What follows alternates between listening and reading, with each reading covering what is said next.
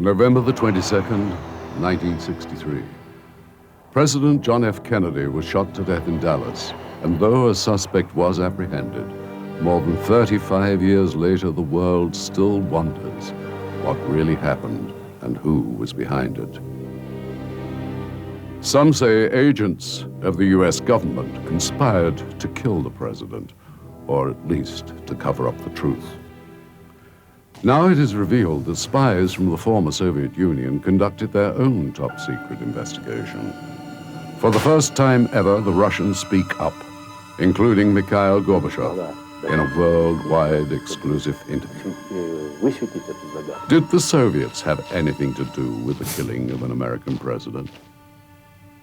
Do they know who did it?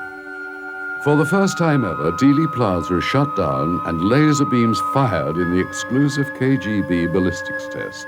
Surprising revelations as we open the secret KGB JFK assassination files.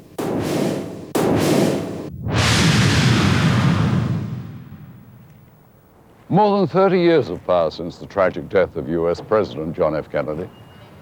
The official explanation that the president was killed by a lone gunman has long been challenged by researchers who have noted numerous inconsistencies in the Warren Commission report.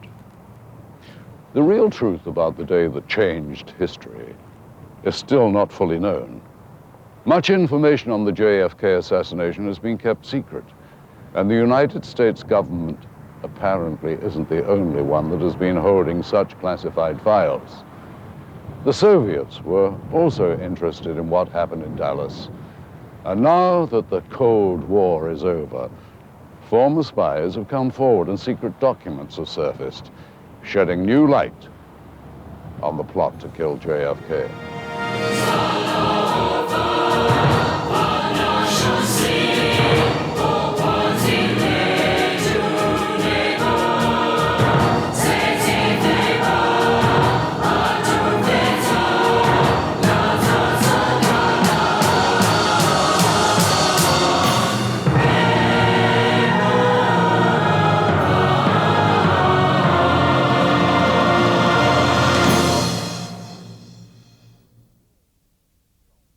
The Kennedy assassination shocked the world.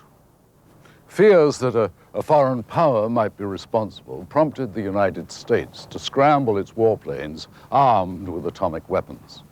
At the same time, the Soviets placed their military on alert, and nuclear confrontation between East and West loomed closer than anyone would have ever dared imagine.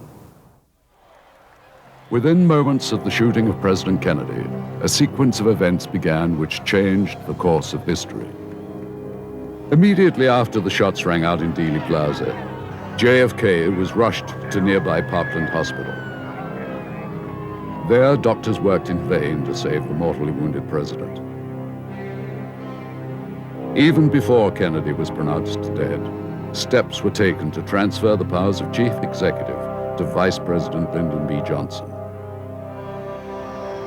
With JFK's body on board, Air Force One headed back to Washington, and Johnson was sworn in as the new president. I will do my best. That is all I can do. I ask for your help and God. With all the confusion of the events of the day, it was not clear who was behind the shooting. It was feared that Cuba's Fidel Castro or that the Soviets might have had a hand. LBJ reportedly feared he could be next. Word reached Johnson that the exact whereabouts of Soviet Premier Nikita Khrushchev could not be verified. This reportedly made LBJ even more suspicious of the Russians, and he placed US military forces on alert. The tense standoff of the Cuban Missile Crisis had ended only months earlier, and many suspected Soviet involvement in the assassination of President Kennedy. It shall be the policy of this nation to regard any nuclear missile launched from Cuba against any nation in the Western Hemisphere as an attack by the Soviet Union on the United States, requiring a full retaliatory response upon the Soviet Union. Once again, tensions between the two superpowers heightened, and the USSR countered American reaction by placing its armed forces on alert as well. Fidel Castro went on television in Cuba and stated that neither he nor his country was behind the shooting of JFK. Likewise, there is evidence that Khrushchev contacted the American embassy to deny any Russian involvement in the assassination. At the same time, Khrushchev was worried that he would be implicated, or that there might indeed be some Soviet intelligence connection to the JFK shooting, so he ordered the KGB to investigate. What the Russians found was kept locked in top-secret vaults until more than 30 years later, when the breakup of the Soviet Union ended the iron grip of the KGB. Since the days of the Tsars, a strong secret police has been an integral part of Russian government. After the revolution, the new communist rulers created their own state security agency, the predecessor to the KGB. Its purpose? To stomp out any dissension and to gather intelligence both at home and abroad. At its peak during the Cold War, the KGB was the largest espionage organization in the world, with over 300,000 agents stationed throughout the USSR and every other country on the planet. Above the agency was the General Secretary of the Soviet Union. In the early 60s, the head of the KGB reported directly to Nikita Khrushchev. It was said that what was Khrushchev's opinion was the KGB's opinion. One of the foremost missions of the agency was to keep the General Secretary informed. In Dallas, the authorities were also on a mission in search of the gunman who shot President Kennedy. The prime suspect, a temporary employee who worked at the school book depository, Lee Harvey Oswald. He was arrested just 2 hours later. There's no question that he was the killer of President Kennedy. Although he was quickly apprehended and later determined to have been the lone assassin, there are many today who believe that Lee Harvey Oswald could not have pulled off such a bold and nearly impossible act. In my opinion, was keen or was used as a shield, as a cover for any crime. But personally, in my opinion, it was impossible. When the Warren Commission was formed, I believed, as I guess most Americans did, that we would learn the truth about what had happened, that this would be a thorough investigation. When the report came out, it was challenged by so many people who had read it, and I didn't believe it. I believe that Oswald was guilty, but I didn't believe any longer that he was alone. Carl Day, a former lieutenant with the Dallas Police Department, was in charge of the crime scene. And received a call from the police dispatcher stating there had been a shooting here and was directed to come to this location. There were several officers in the building, and when I got on the 6th floor, there was a uniformed officer there, stated that in the southeast corner of the building, which is behind me here, they had found some spent cartridges. And they ran into Oswald on the 2nd floor at the bottom of the stairs in the northwest corner. That's the way he went down from the 6th floor here, where we are now. On the site of the former crime scene is a museum dedicated to the life, death, and legacy of John F. Kennedy. Gary Mack, archivist for the 6th floor museum, works in the same building that Oswald did at the time of the assassination. Oswald was employed here just as a worker. His job was to pick up orders and find where the books were, because the books were stored on 2 different floors. And on the opposite part of the floor, in the northwest corner, a rifle was found. The shells matched the rifle, and the rifle was matched to Lee Harvey Oswald. That, of course, does not necessarily mean he was the one that pulled the trigger, but it does indicate he probably was. The Soviets were way ahead of us in determining what happened. While we're busy running around worrying about Oswald and Ruby and the new president, they were already conducting a top-secret investigation into the killing in order to prove that they had nothing to do with it.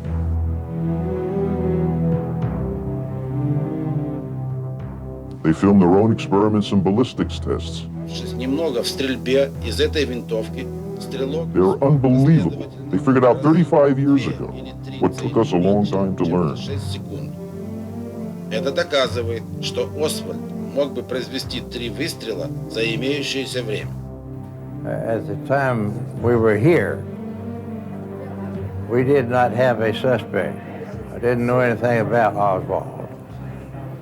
And while we were working here, the officer got killed in the Oak Cliff section, which is about roughly 2 miles from here. And a little while later, he was arrested in Oak Cliff in connection with that shooting. So it all began to fit together. The man was waiting on the 6th floor here as the president went by. He shot him, stashed the gun between some boxes back there, and went on down the steps onto the 2nd floor. Oswald was taken to the Dallas City Jail and was charged with the death of Officer Tippit and President Kennedy. Oh, I think it's a man that planned this murder weeks or months ago and has laid his plans carefully and carried them out and has planned at that time what he's going to tell the police that are questioning him at present. The authorities immediately started gathering evidence linking Oswald to the crime and made it available to the public. The world's press immediately began reporting details of Oswald's ties to the Communist Party. Some say that the Soviet leaders ordered the all-out investigation into the assassination for purposes of public relations. The idea was to avoid the implication that they had masterminded the killing of an American president. At the time, General Oleg Kalugin was a KGB spy undercover in the US as the Moscow radio correspondent to the United Nations. We were instructed immediately. We were all summoned to the residence, KGB station, and Colonel Ivanov, at that time he was a colonel. He gave us the directive from Moscow, an urgent, top priority, to go around town, pick up anyone in the street, United Nations diplomat, US officials, US citizens, and tell them that we all are so sorry that the president of this country was assassinated, that we have nothing to do with it, that this is some sinister forces, maybe a right-wing conspiracy, maybe mafia, but we in Russia, in the USSR, we had highest respect for the President of the United States. The KGB, once the most pervasive espionage force on the globe, now was forced to turn its attention to the acquisition of materials pertaining to the JFK case with the goal of preserving its own world image. Plus more than 100 diplomats, plus some 50 GRU officers. We were all tasked with one mission, to impress on the American public we had nothing to do with assassination, that in fact we deplored and denounced this kind of terrorist act. This film footage was smuggled out of Russia and is part of the KGB's top-secret investigation conducted in 1963. Never before seen in public, this amazing test film was used to brief the highest-ranking members of the Kremlin on the facts of the Kennedy case. Coming up next. The tests on this film are astonishing for the time. This intelligence, along with what they already had on Oswald, was extremely revealing. when the secret KGB JFK assassination files returns.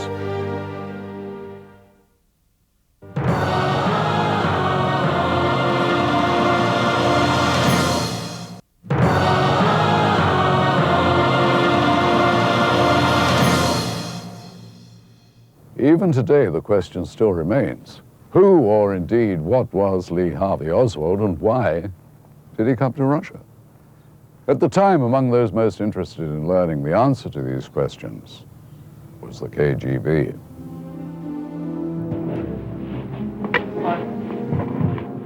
However, neither the Soviets nor anyone else would have a chance to fully hear from the only man who could explain who or what Lee Harvey Oswald really was.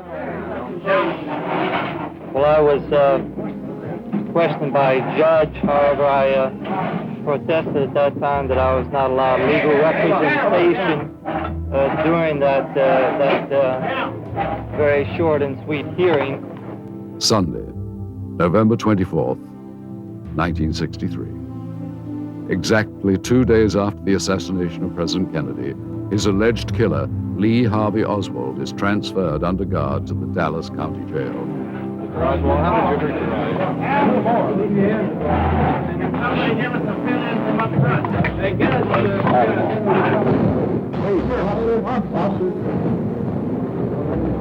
Yeah, he's got to be. Suddenly, a man pushes his way through the crowd and fires a fatal shot into Oswald's abdomen.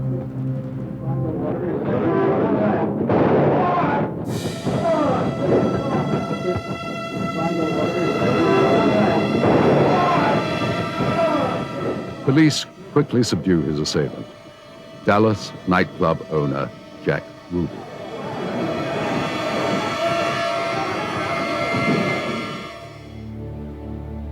Ruby is arrested and Oswald is rushed to Dallas's Parkland Hospital.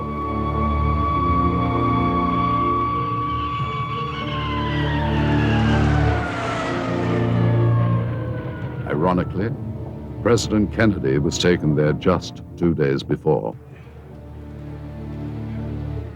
His wounds are extensive. As doctors try to save Oswald's life, the authorities try again to get him to confess. Neither succeeds.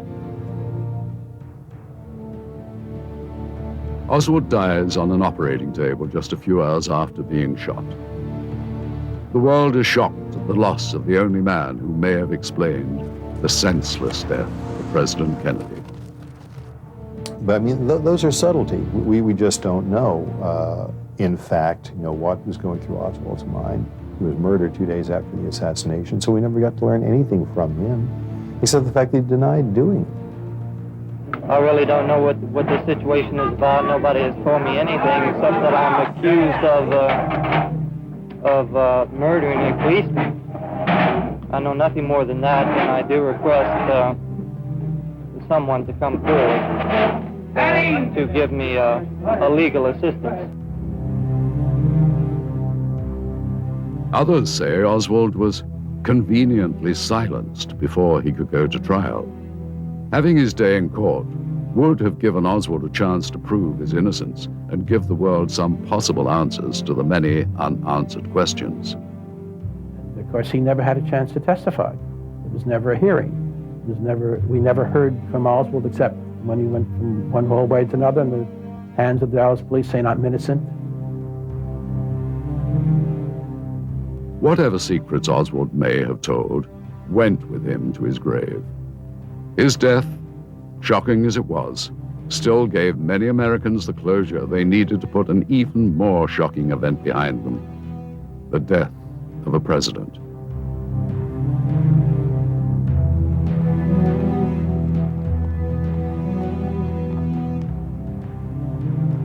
Few Americans bothered to question the disturbed picture that was painted of Lee Harvey Oswald.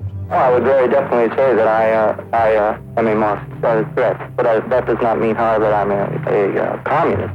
We never once considered that, hey, maybe the guy really didn't do it. We needed someone to blame, and it was him. Oswald's murder pushed another man into the spotlight, his killer, Jack Ruby. But Who was Jack Ruby? He's been shot. Lee Oswald has been shot. Ruby's important. He killed Oswald in the Dallas police building in the basement. How did he get in there? He had a very close association with the Dallas Police Department.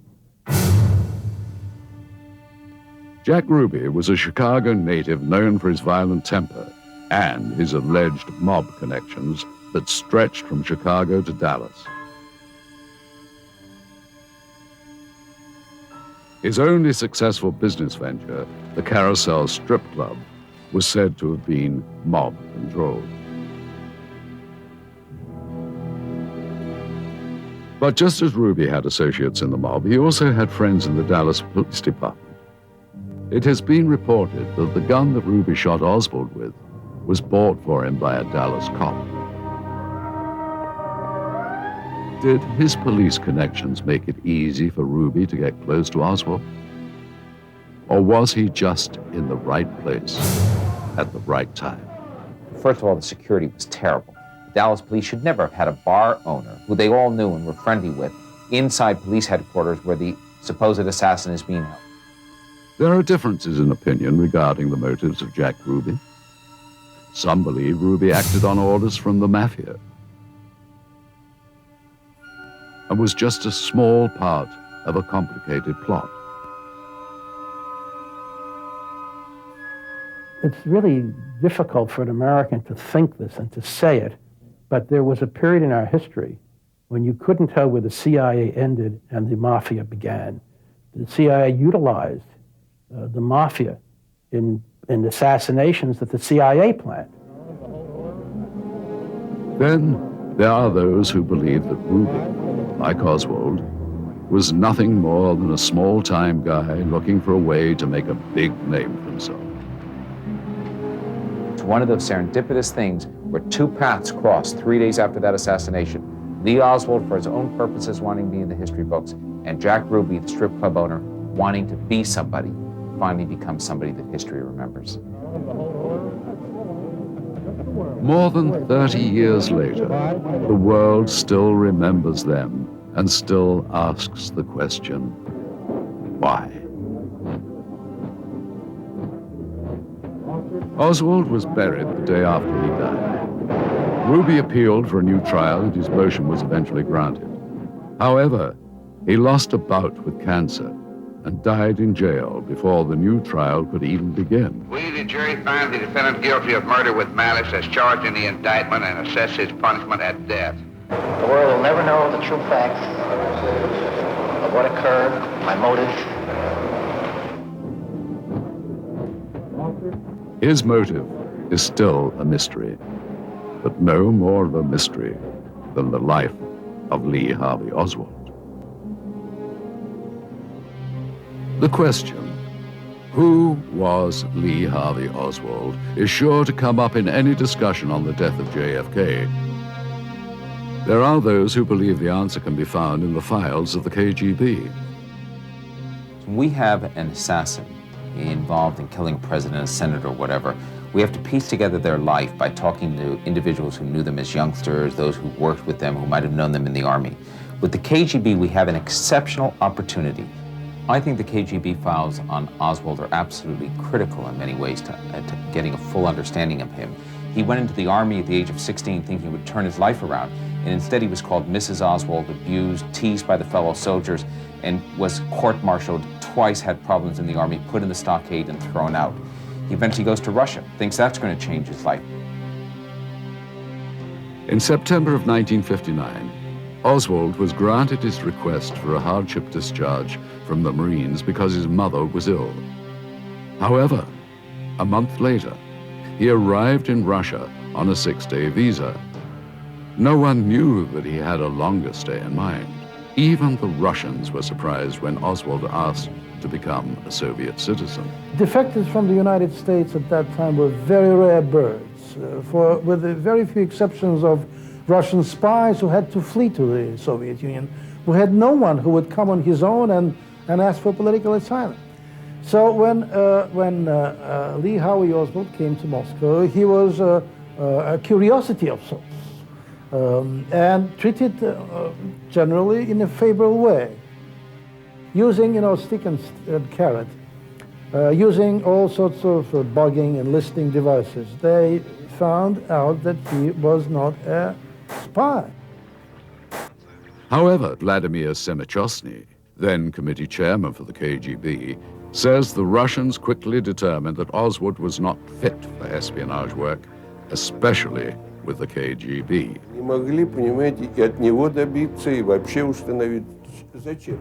He was just a mediocre kind of an individual. He was just an ordinary American. We never even understood the reasons behind his asking for political asylum.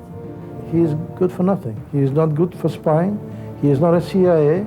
He will not do any job for the KGB because he is not that kind of a man. He will botch out everything. He will louse up everything. With his record as a Marine, he wouldn't give us any information at all, or anything valuable. And being empty at the beginning, we reasonable enough could project that even in the future, he would remain the same. And so why should we be interested in him as a citizen? He was ordered to leave the country immediately. However, Lee Harvey Oswald was determined to extend his stay.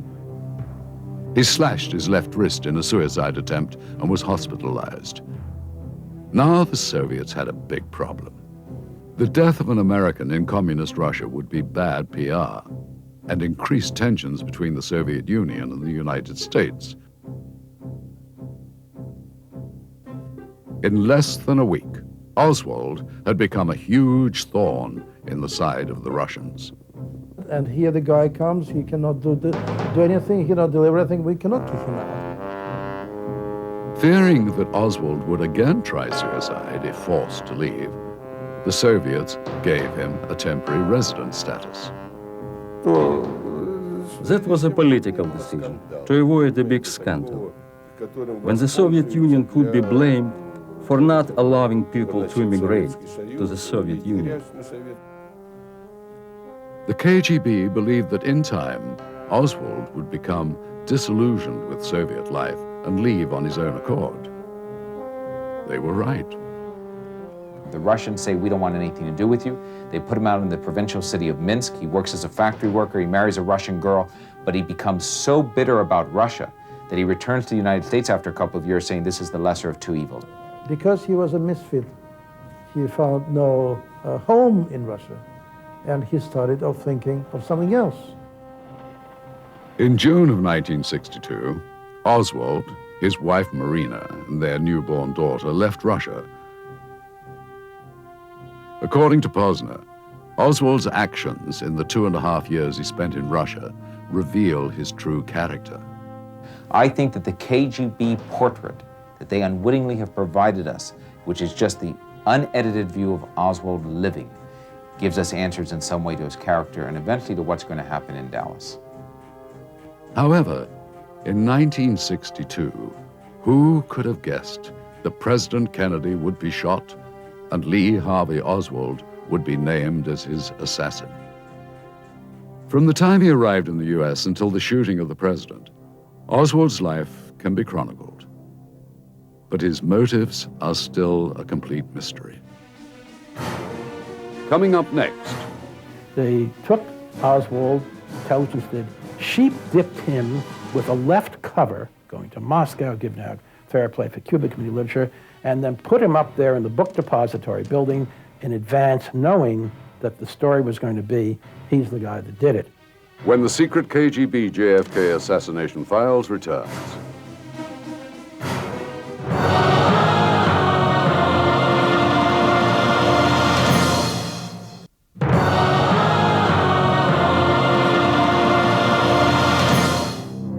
In October of 1962, Oswald moved his family to Dallas and found work. However, his outspoken views on Marxism alienated him from his neighbors. Well, I have studied Marxist philosophy, yes, sir, and also other philosophy. He soon lost his job and his marriage was also falling apart. By all appearances, Oswald was no more successful here than he was in Russia. When he returns here, it's one failure after another. He can't hold a job, he can't do anything right. He decides now he's going to go and become part of Castro's revolution. Goes to New Orleans, sets up the organization to free Cuba, hands out thousands of leaflets on the streets in the summer of boiling New Orleans heat, and guess what? Can't get one member to join his new organization. He's failed again. Oswald's pro-Castro sympathies made it difficult for him to find work. In September of 1963, he traveled to Mexico in an attempt to return to Russia. General Nikolai Sergeyevich Leonov, a former KGB operative stationed in Mexico, recalls his encounter with Oswald at the Russian embassy. And he told me that his name was Oswald Lee. For me, it was absolutely nothing. You know, I didn't imagine that this name will be famous someday. When he tried to explain me the reasons why he decided to return to the Soviet Union, he told again that he was under permanent observation in the United States. He felt to be persecuted permanently, and he was scared. He was under intensive fear, you know, that something bad will happen to him.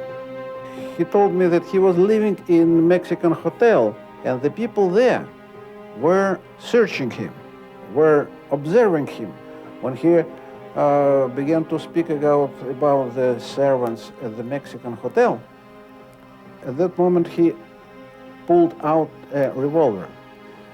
I begged him to hide his weapon, disarm it, to take out the bullets, but in my presence he tried to pull out the bullets.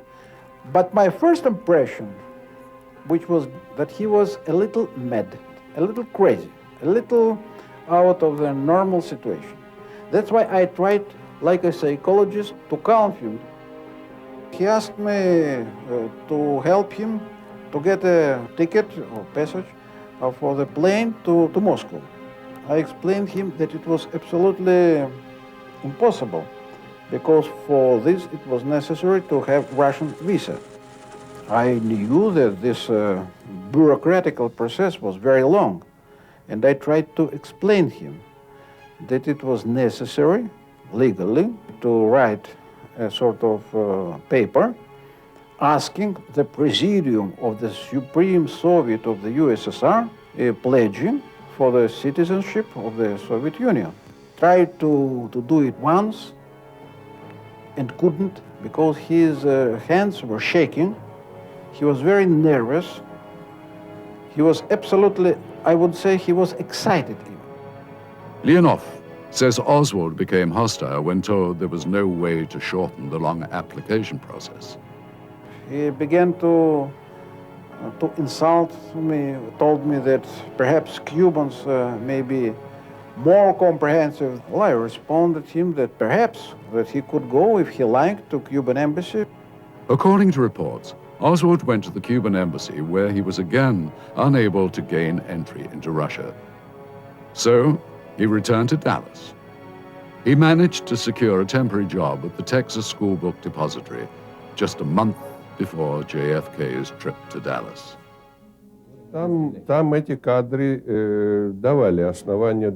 Judging by the footage, it did look like the shots had come not only from the rear and out of the window somewhere in the book depository, but also from the front. There were numerous eyewitnesses who support the Russians' observation.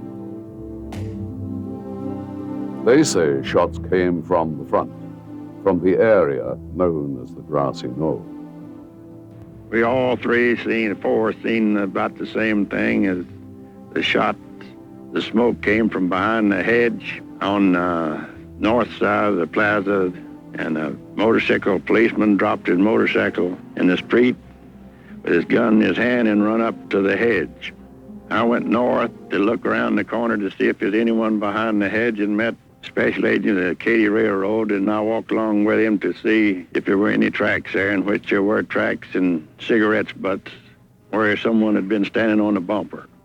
When you do an analysis of the whole area, in terms of what people said to the FBI, what they said to the Dallas police, what they said to the Dallas Morning News, what they said to me on film. You put that together, the vast majority of everybody in Dealey Plaza said shots came from behind the wooden fence on the grassy knoll. However, others dispute the eyewitness accounts. Turns out that most modern ammunition is smokeless, but in addition, I went back and looked at their original testimony. None of them say there was smoke from a gun fired on the grassy knoll. They say instead they saw some smoke from the exhaust of a police motorcycle that pulled over there immediately after the assassination, which is visible on the film. The discrepancies over the president's exit wound fuels the debate over conspiracy. Dr. Robert McClellan was part of the medical team that tried desperately to save the president's life. That part of the skull was empty, right? There was no brain in that part of the skull, which was, I would say, the back corner of the skull that I could see. If the exit wound was in the rear of the president's head, as every witness said it was, it means that the shot came from the front. If Lee Harvey Oswald or anybody fired from the depository from behind, and anyone else fired from the front, there's two people involved, and that means conspiracy. However, Kennedy's autopsy photos contradict statements from McClellan and other Parkland doctors. Some believe the doctors are simply mistaken. I always ask the question, what is the best evidence? The best evidence about where the wounds are on the president are the autopsy, X-rays, and photographs. If those are not forgeries, and they've been tested every way to Sunday to show they haven't been tampered with, then they show us precisely in photographs where the wounds are. Others, such as forensic pathologist Cyril Wecht, believe the photos are fakes. The published autopsy photos and the X-rays do not appear to be consistent with what we have been told by more than 24 doctors and nurses who saw the president in the emergency room at Parkland Hospital. These people all described a big gaping defect in the back of the skull. I can't shed light on these things except to say that there is no question in my mind that additional photographs were taken. Wecht also says the entire handling of the president's autopsy raises questions of a conspiracy. First of all, the autopsy should have been done by the medical examiner in Dallas. That would have been in compliance with the laws of the city and county and with the state of Texas. There was no legal basis whatsoever for the body of JFK to have been removed from that jurisdiction. Dr. Rose, who was on our pathology faculty and whose specialty was forensic pathology, and he was a highly expert person in this area. And according to Texas law, as he told the people who were moving the casket, they could not do that because it was against the law and that the postmortem needed to be done here. Some large person who was up at the front, I understand, literally picked Dr. Rose up under the armpits and set him to one side and told him to stand there. And they proceeded out the door. Secondly, the autopsy then, wherever it was to be performed, should have been undertaken by the most skilled forensic pathologists in the country. The point I make is that these top people were excluded because they all shared one common flaw: they were civilians. Wecht and others also questioned whether a single bullet could have caused the wounds to Kennedy and Governor Connolly. Connolly had 5 wounds: the back of the chest, the front of the chest, the back of the right wrist, the front of the right wrist, and then the left thigh. So these wounds, which are all matched up, by the way, under the cockamamie single bullet theory with the 2 wounds in John Kennedy, back and front of the neck, these wounds are not in alignment when you look at the Zapruder film. Then it all comes back to the question of Oswald himself. Could he, did he, assassinate President Kennedy. Again, there are differences of opinion. Well, in my opinion, the first impression that it was a very well-planned assassination in which participated more than one people. In my view, politics plays part of it. Lee Harvey Oswald wasn't really as much a communist as an anarchist, but he's striking out and putting himself in the history books, and he does that successfully 35 years ago. We were given a profile of Oswald as this loner, this crazy loner, violent, hated President Kennedy, like that. And nobody challenged it, not till years later. When individual researchers started talking to people who knew Oswald, they said, well, no, he admired President Kennedy. He had always said he admired President Kennedy.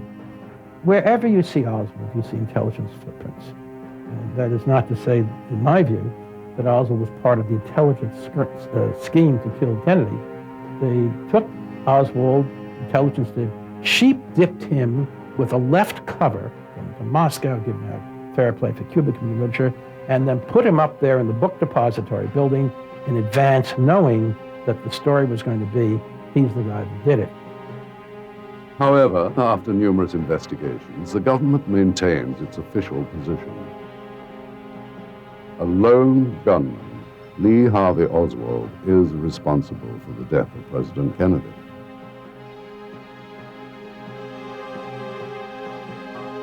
Determining Oswald's guilt or innocence are finally revealed when the secret KGB JFK assassination files returns.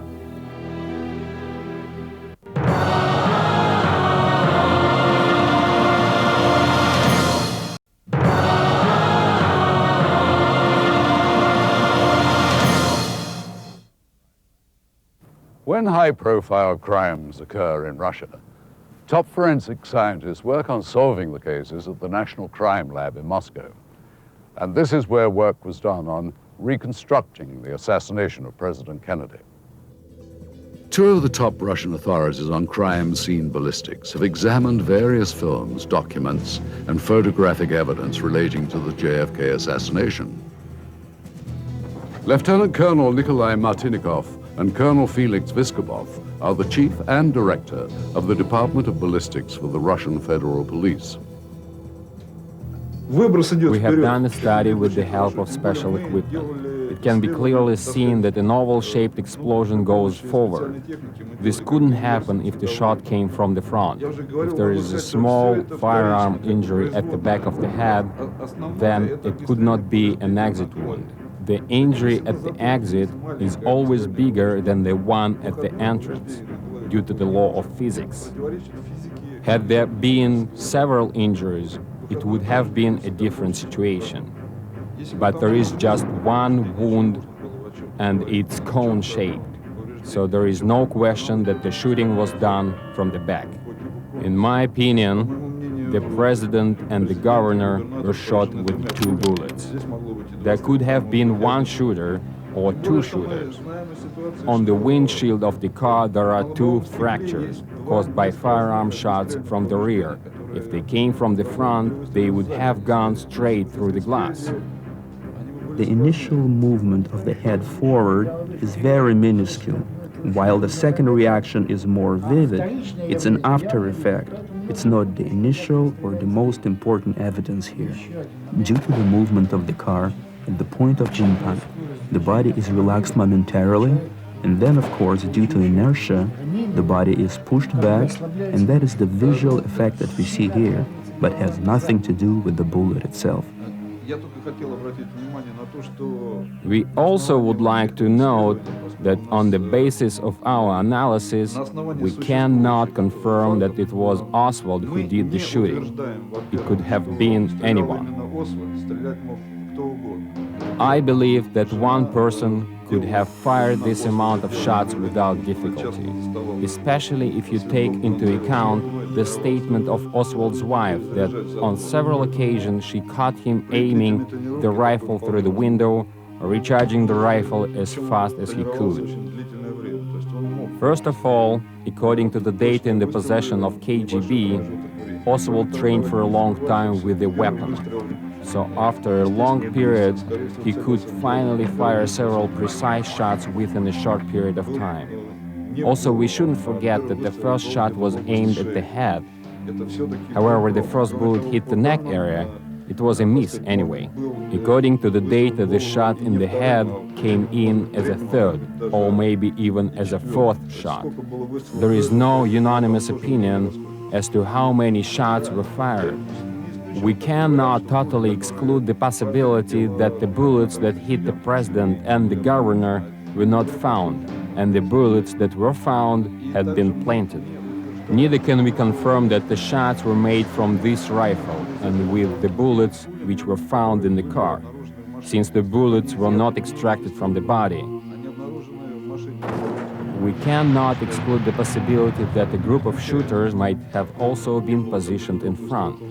But seeing that the president was hit in the head, and this is the fatal wound, of course, they might not have been engaged because they had seen that the president had already been hit.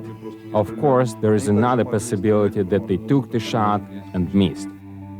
Newly uncovered evidence proves the KGB conducted its own testing during the early 1960s to verify the likelihood of a single gunman theory. This startling footage, smuggled out of Russia, was shot during those tests. The narrator states that the test's purpose was to determine whether or not 3 precise shots could have been fired within 6 seconds. The targets were located at approximately the same distance as the president's car during the 3 shots.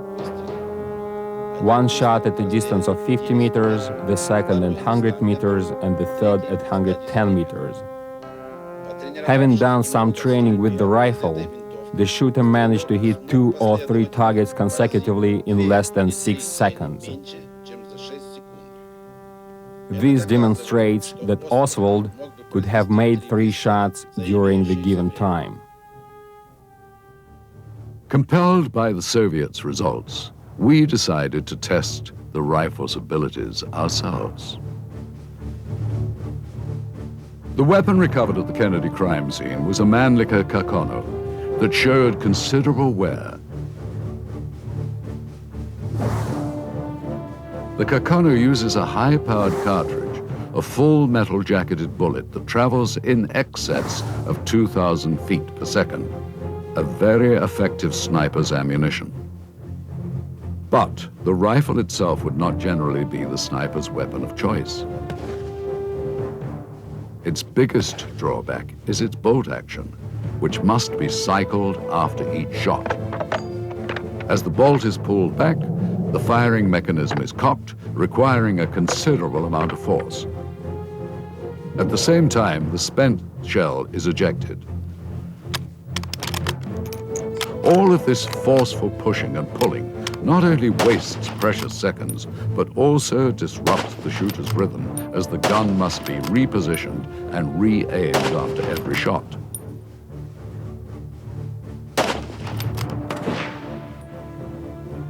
The FBI conducted a similar test in which 3 master riflemen attempted to reenact the shooting within 6 seconds. Like the Soviets, the FBI fired at 3 stationary targets at varying distances up to 265 feet. Only one of the experts was able to complete the 3 shots in less than 6 seconds, and none were able to hit the head or neck of the target. Oswald was considered an experienced shooter, but not an expert. Outdoor television show host John Ross considers himself an average shooter and volunteered to test the Kakano. He was given time to practice with the gun. Then 3 targets were placed at distances approximating the Kennedy car.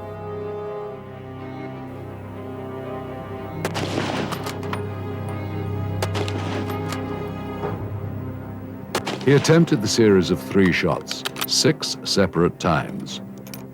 The results were surprising.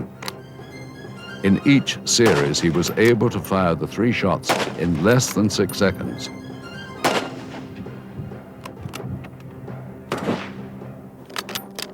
two closest targets, each headshot was accurate, and on the furthest target, he was able to hit the head or neck area 3 out of 6 times.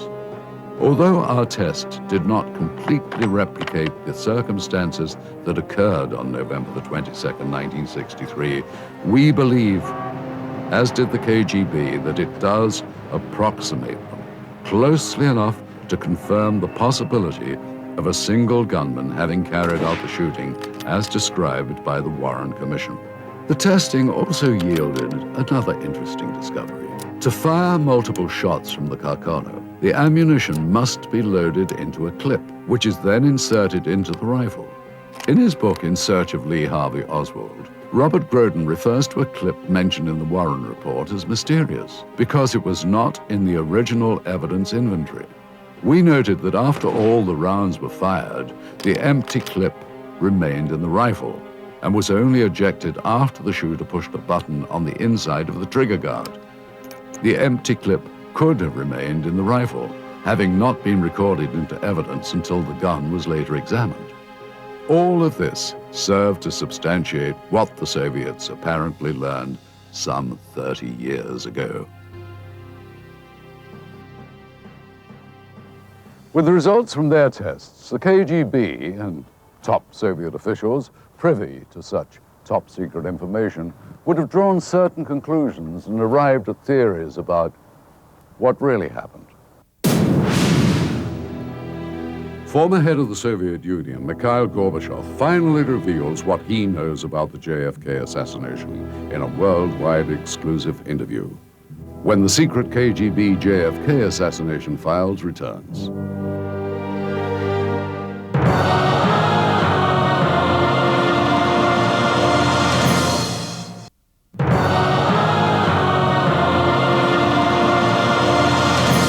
With the collapse of the Soviet Union, the ensuing chaos left previously well-guarded materials less secure. Though most leads proved to be ultimately unproductive, we found that with perseverance, money, and a bit of luck, it is possible to acquire classified Soviet documents. Using a hidden camera, we recorded numerous meetings over a period of months in which we attempted to obtain relevant materials. This transaction between one of our Moscow contacts and black market dealers proved to be one of the more successful ventures, though, as you'll see, not without a few tense moments. It was harder than we expected, so we need more money. The deal was $5,000. Yeah, I understand that. I perfectly understand that, but we got too much more. Look at this stuff.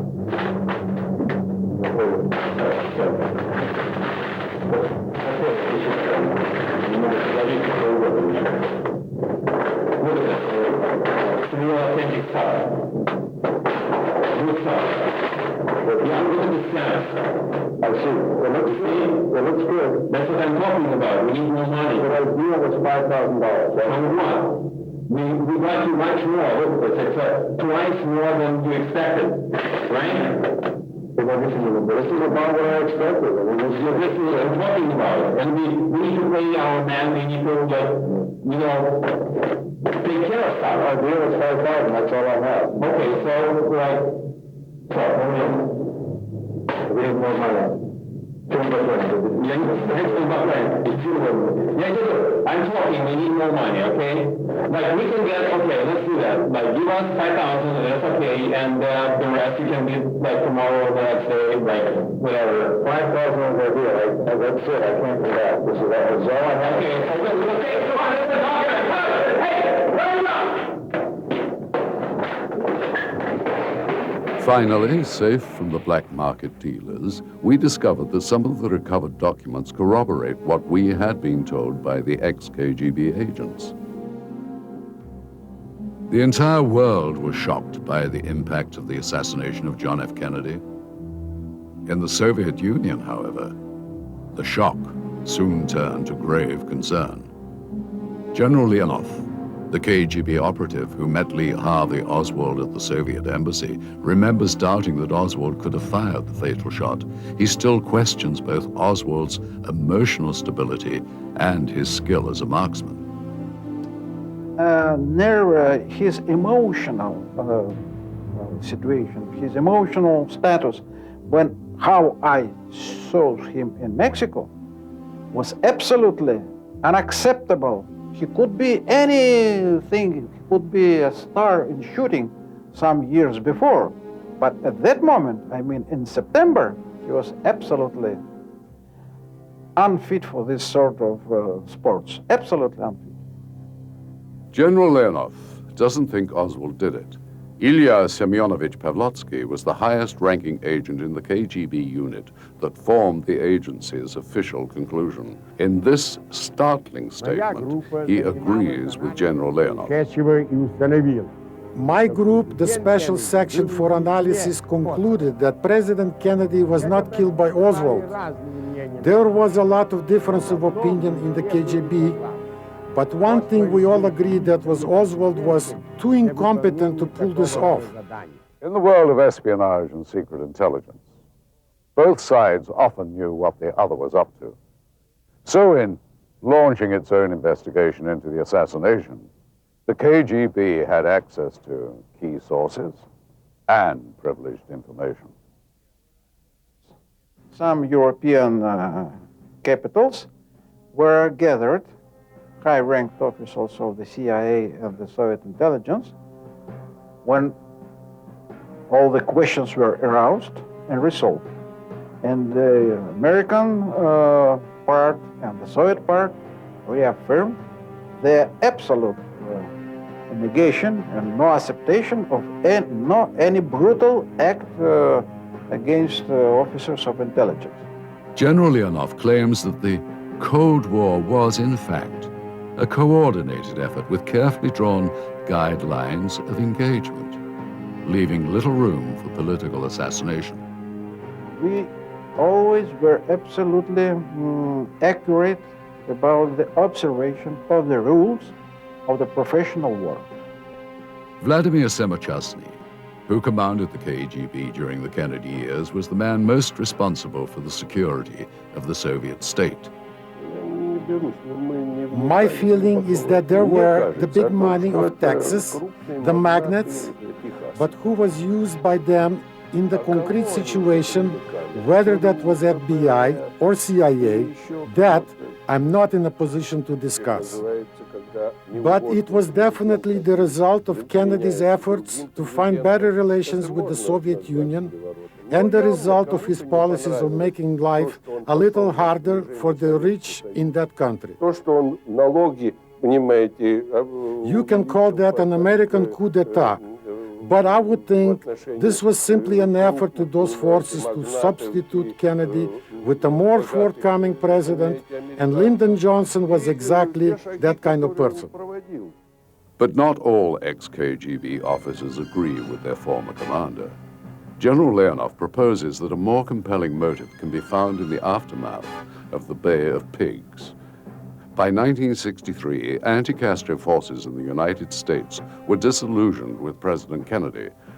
The failure of the rebel-led invasion of Cuba and Kennedy's refusal to commit American forces was seen by many Cubans in America as a grave betrayal.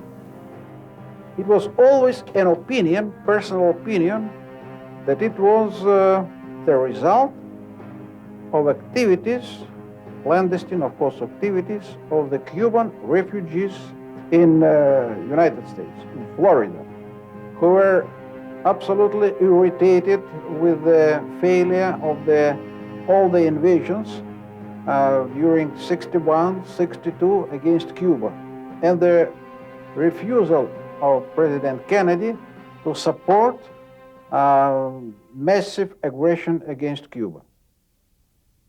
Mikhail Gorbachev was General Secretary of the Soviet Union during his final years. It was his policy of glasnost, or openness, that shook the foundations of the KGB and led to its downfall. The Warren Commission, I think, either was unable to learn the truth and to complete the investigation, or they decided to conceal some of the truth based on what they saw as the vital interest of the nation. Whatever has been written more recently about John F. Kennedy, about his personal life and some personal weaknesses, I hold that he was a great president. He had great plans for the future of the United States and the world, that had great promise for the entire world.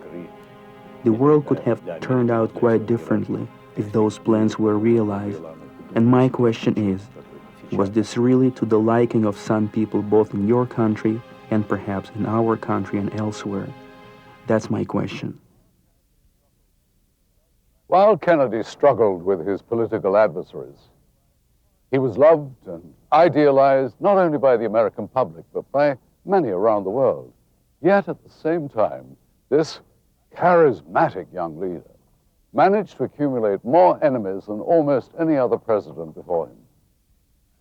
Facts of the assassination and of Lee Harvey Oswald's life have been interpreted to suggest connections with the mafia, anti-Castro forces, pro-Castro forces, the CIA, the FBI, the KGB, and South Vietnam. Often using the same information, conspiracy theorists and now former officials of the KGB present what they feel is compelling proof of their belief in the causes and motives behind the events in Dealey Plaza. I think that the evidence shows clearly that the Central Intelligence Agency was involved in the assassination of President Kennedy. The question comes up whether other groups involved, was the mafia involved? The KGB agreed. Their official position was based on the findings of the analytical section. This astounding conclusion is explained by group leader Colonel Pavlotsky. Kennedy was shot by a professional assassin hired by French and Vietnamese agents.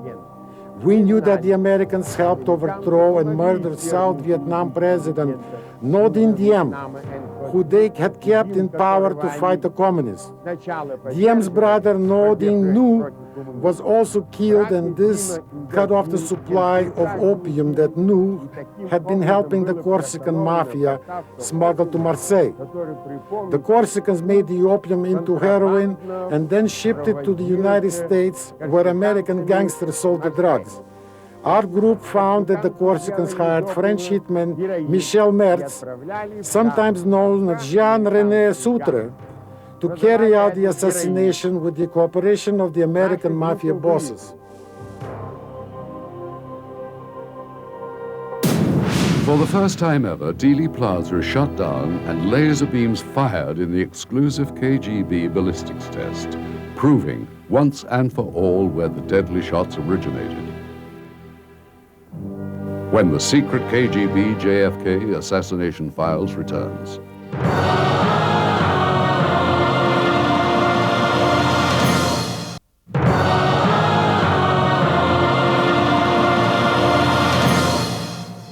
In the course of our Russian investigation, we discovered an intriguing opinion published by a leading ballistics expert for the Ministry of Internal Affairs. N.V. Martinikov suggested the modern technique of using precision test lasers to study the ballistics of the JFK assassination. It appears as though something has happened in the motorcade group. Dealey Plaza, November the 22nd, 1963. The Dallas newsman, Mel Couch, happened to look up at about the 5th or 6th floor of the Texas Book Depository. He said he saw the rifle being pulled back in. It's official. As of just a few moments ago, the President of the United States is dead.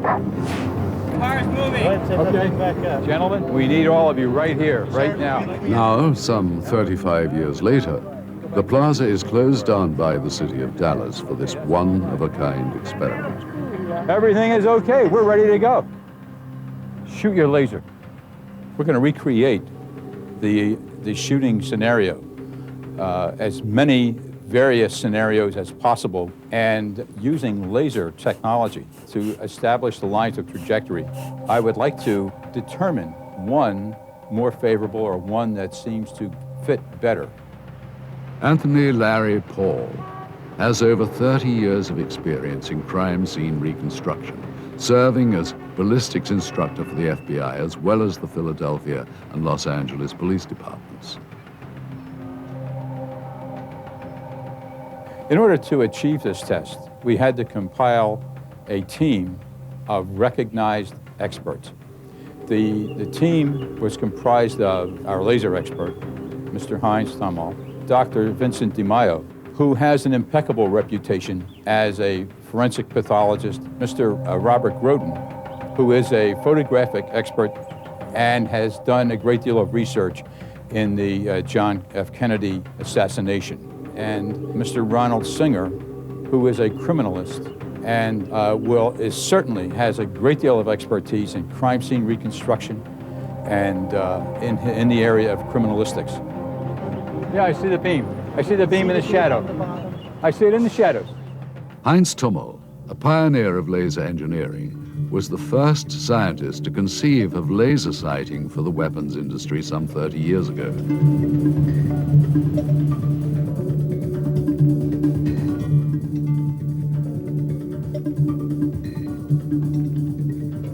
He explains his role in the Dealey Plaza reconstruction. I have constructed and developed special lasers for this task.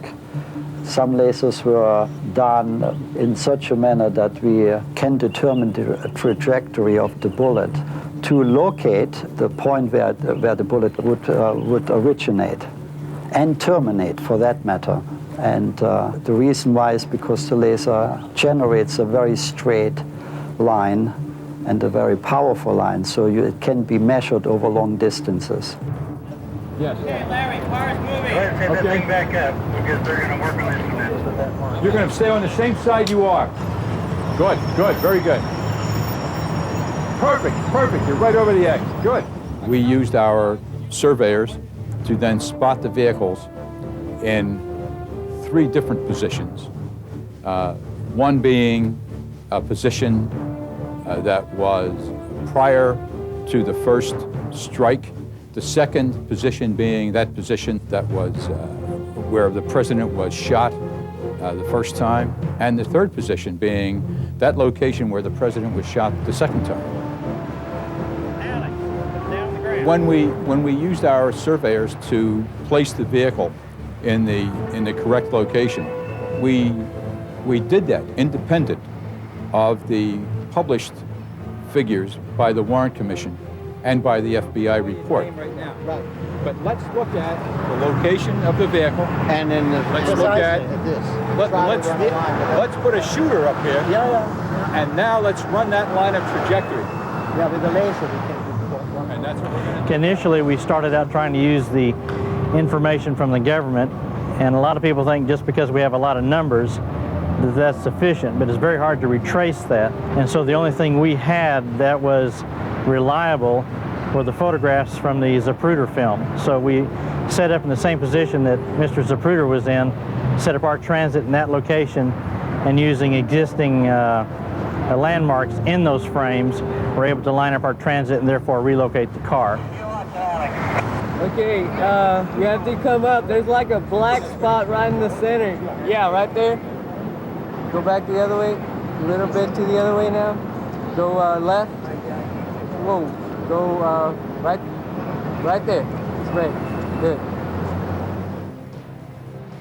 How's that look for the body position now? It's got to go. Finally, the team was satisfied that the car was in the exact position that it was in when the first shot hit President Kennedy. And our areas aligned with the government's areas to the inch. And you can't get more accurate than that. Nor can you become more confident in what was done originally by the government employees some 35 years ago. The car used in the study is identical to the presidential limousine that JFK was riding in the day he was shot. The precise dimensions of the limousine, as well as the characteristics of its suspension and drive shaft, were of the utmost concern to the team. It was imperative that the car behave exactly as it would have in November of 1963. Next, articulating mannequins, the type that are used in courtroom testimony, were set into place to represent the President and Governor Connolly. Now, right where you are right now, look, Salvador can look right down at the limb that we want to try to pull over to the north side. Due to the passage of time, the Texas live oak tree that sits in front of the school book depository has grown to the point of obscuring the line of sight between the window and the points on Elm Street where the presidential limousine would have been. Therefore, the ballistics team members found it necessary to call in the City of Dallas Parks Department to help solve the dilemma. There's two limbs that go like this, and the bulk of those limbs covers the window. I mean, that's where the coverage is. So they're going to try to separate them like this first. If that doesn't work, then they're going to take this limb off.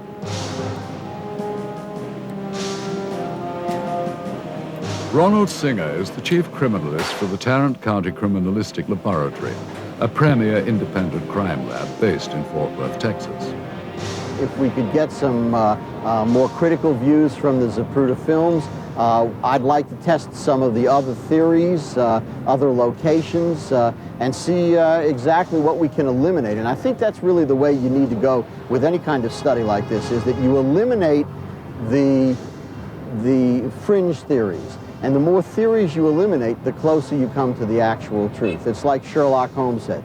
Once you've eliminated all of the impossible, all that's left is the truth. The bullet will usually flip and travel backwards, you know, with the base falling after a certain point. That's pretty much arbitrary. But I'm not no, that is wound ballistics. This is wound ballistics. Due to the importance of the information that this testing could add to the ongoing study of the JFK assassination, there were times when tempers flared amongst the team's members. Reaching unanimous agreement at times seemed impossible. Any photograph showing the bullet impacting him. And he would not even, he would not even realize. Assume a forward motion and a rearward motion behind the fence because it fits your foot. No. What we're saying is that when you take into account the trajectory, you take into account the wounds, this is in all medical probability, in all reasonable scientific probability, the way the bullet traveled and what it did. Now, you can say, well, is this possible? Is that possible? He could have been shot by somebody hanging from underneath a flying saucer with a ray gun. Yeah, that's possible. As the chief medical examiner for San Antonio, Texas, Dr. Vincent DeMaio's reputation in the forensic pathology field is unsurpassed. He has authored textbooks and medical papers that have set the standard for his field. I think what I want to do is just present what the objective evidence is in this case, to eliminate some of the mythology about the nature of the wounds and the weapons, and then let people make up their own mind. I'm interested essentially in the scientific aspect of the case. Yeah. Oh, look at it light up. Sure, okay. The testing at the first point on Elm Street proved to be enigmatic. The balance of the team concluded that the shot most likely came from the 6th floor window of the school book depository, as both the Warren Commission and KGB had concluded.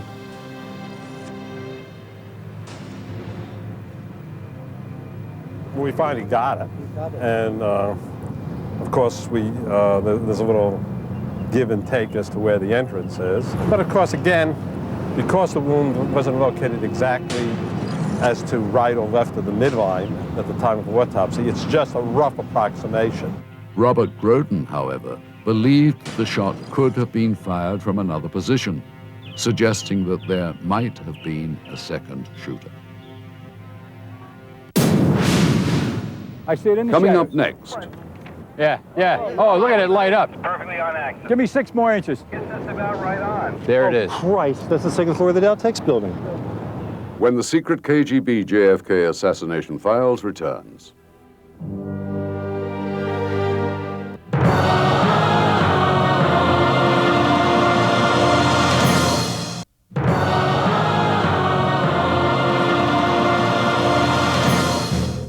We're running out of time. I don't want to run out of time. We're running out of time. Yeah, I see the beam. I see the beam in the shadow. I see it in the shadows. Yeah. Oh, look at it light up. Perfectly on axis. Give me 6 more inches. It's just about right on. There it is. Right, that's the second floor of the Dow Tex building. The testing at the first point on Elm Street proved to be enigmatic. The balance of the team concluded the shot most likely came from the 6th floor window of the school book depository, as both the Warren Commission and KGB had concluded. We finally got it, and of course there's a little give and take as to where the entrance is. But of course, again, because the wound wasn't located exactly as to right or left of the midline at the time of the autopsy, it's just a rough approximation. Robert Groden, however, believed that the shot could have been fired from another position, suggesting that there might have been a second shooter. One of the most significant things that we were able to do with this testing is to find that there is additional confirmation for a suspected firing point that has been suspect now for well over 30 years, and that is the 2nd floor of the Dow Tex building. If we look at the line of trajectory where the president has been shot, 3 degrees of rotation puts that shot in perfect alignment with the 6th floor school book depository room. 3 degrees out puts that projectile in the 2nd floor area of Dow Tex building. Unfortunately, there is no hard evidence or tangible proof that there was ever a shooter located in that 2nd floor area. So if we go back to the physical evidence, everything points to the 6th floor as being a location of the shooter. Just drift a little bit. That's it. Come on over. Drift a little over. Once testing was completed at the first position, the automobile was then moved into place to test the fatal head wound to President Kennedy. The team had come to the opinion that the shot originated from the back of the president. And that was based on the blood splatter, on the eruption of the spray of blood, and on the examination of the remaining portions of the skull. This is consistent with an exit because you've got a high-velocity missile. The only type bullet that will produce so extensive a network of fractures in the skull is a bullet traveling at a very high velocity, okay? A rifle bullet, essentially. So when it comes in, it makes usually a relatively neat hole, and when it comes out, it produces a very large exit, especially if the wound is very superficial. Actually, if the wound is deeper, like from here to here, the exit wound is smaller, because the force generated by the bullet going through the brain can be absorbed by the whole head. Here, it's kind of like just ripping off the top of the head. So when you see at the exit, you'll see blood and tissue ejected in a cloud, a very a mist-like cloud, pink in color, and this is vaporized blood. And the little droplets are all less than a millimeter, just tiny. And so you have a kind of cloud of blood. And this is what the motorcycle riders later rode into. They rode into the cloud of blood. Robert Groden, once again, was not convinced that the shot was a back-to-front wound. No, see, everything that we've come up with on our side of the argument for all these years, everything is being totally ignored here. No, everything. Because what you're saying is that he's buckling at the instant that he's shot. That's not what happens in most people. Most people are shot and some passage of time, and then they react. But we're not talking about knowledge or reaction, we're talking about transfer of momentum. We're talking about the bullet striking him and making him buckle. No, I don't think that's make-believe. That's right. That's Arnold Schwarzenegger pictures.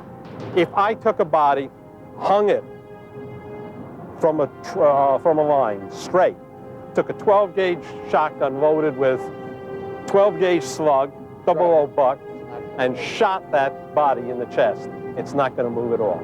Once it was determined that it was a back-to-front shot, the trajectories were then plotted. And the trajectories went back to that 6th floor window, the school book depository. Having tested the positions as outlined in the Warren Commission report, the team then moved on to testing alternate theories. The idea, the hypothesis of more than one headshot has been around and accepted by leading experts in the field of the assassination for decades.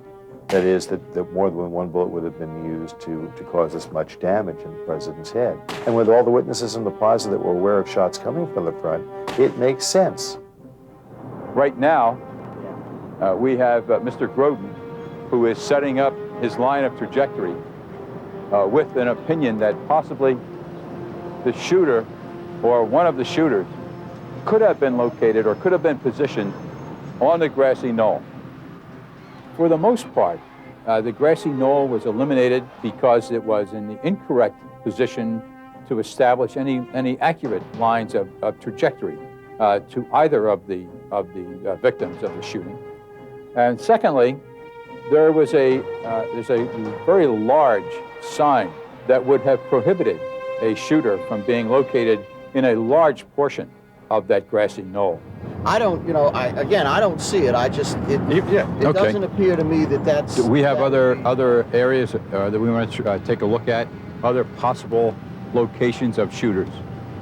There's one other. There are others. You know what? We're going to set up... The other one would be the one that has been hypothesized down at the corner where the stockade fence meets the cement. From that location, you would have an ideal place for a shooter to be located.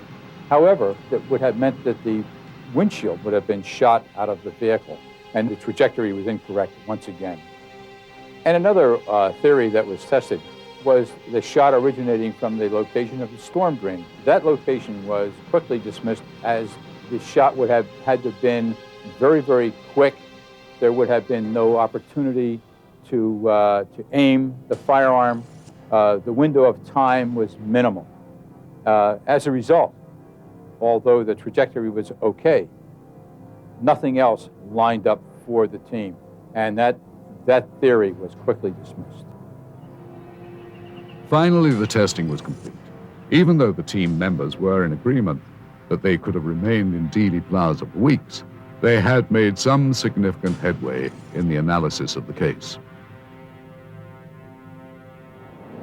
Well, I think the first thing that I would say is that I'm very pleased with what we did. I actually got more out of it than I expected that we would when I first got involved in this. And I think the best thing that we did was that based on the laser trajectories that we shot from the grassy knoll area, as well as from the area of the overpass, I think we plainly showed with good, sound scientific evidence that there couldn't have been a shot there that hit President Kennedy in the head. Based upon the testing we've done over the last couple of days, and the autopsy and the photographs and x-rays, which I had a chance to look at, I would have to say our test is in agreement with the findings of the government. I find it fascinating that both of the laser tests that we did led back primarily and initially to the second floor of the Dow Tex building. Both of the shots came from there, and that spot has always been a suspected firing point going all the way back to 1964. Our mission was to establish the facts based on physical evidence. And when we based everything on the physical evidence, our location came back primarily to the 6th floor school book depository. This does not preclude the possibility of other shooters. There could have been numerous shooters in that area. The location was an ideal location for an ambush. However, there's just no evidence anywhere but that school book depository to base an opinion on. It's impossible for us as a team to base an opinion on conjecture. We must base an opinion on the physical evidence. And I am not suggesting that this was one person acting alone to assassinate the President of the United States. I am just suggesting that the evidence says that it was sources came from one location. Results of our tests and the KGB's startling conclusions. When the secret KGB JFK assassination files returns.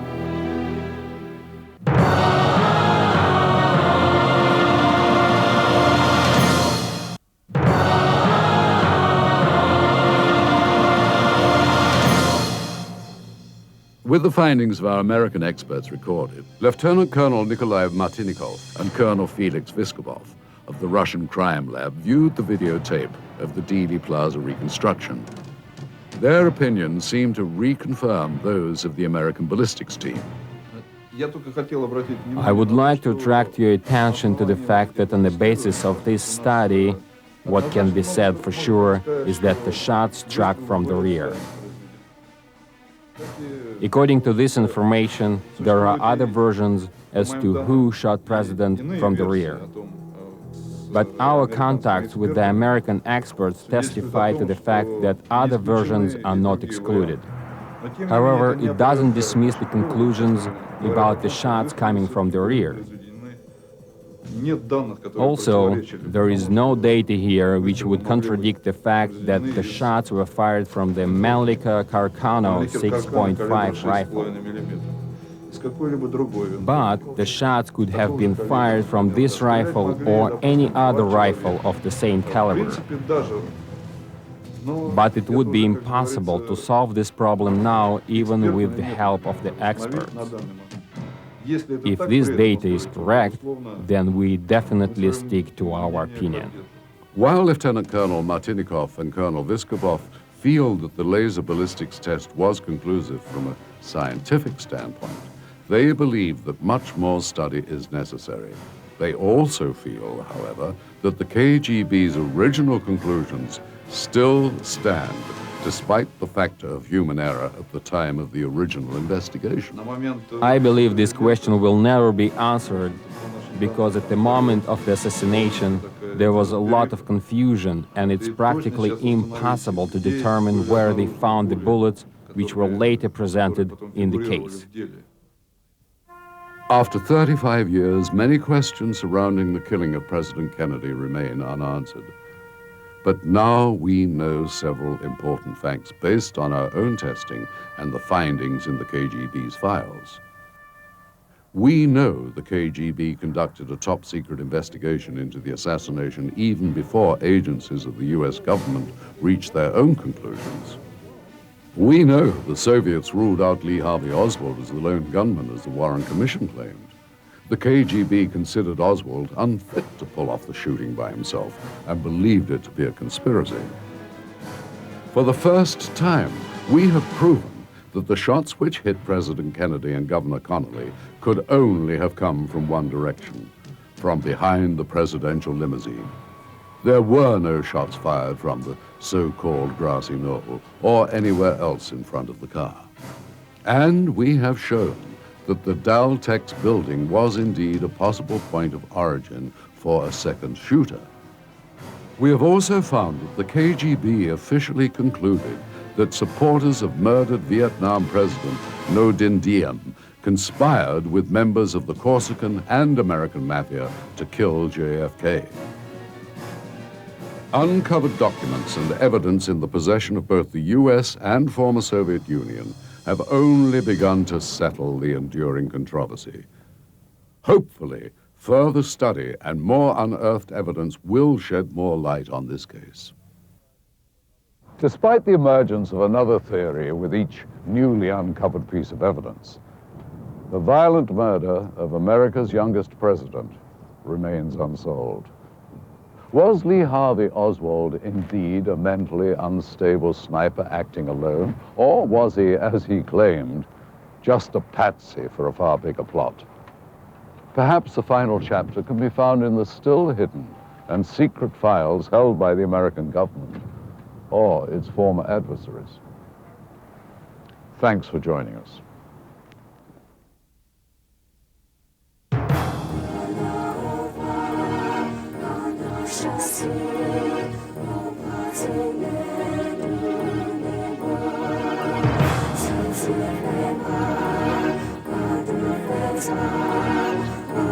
Thank you.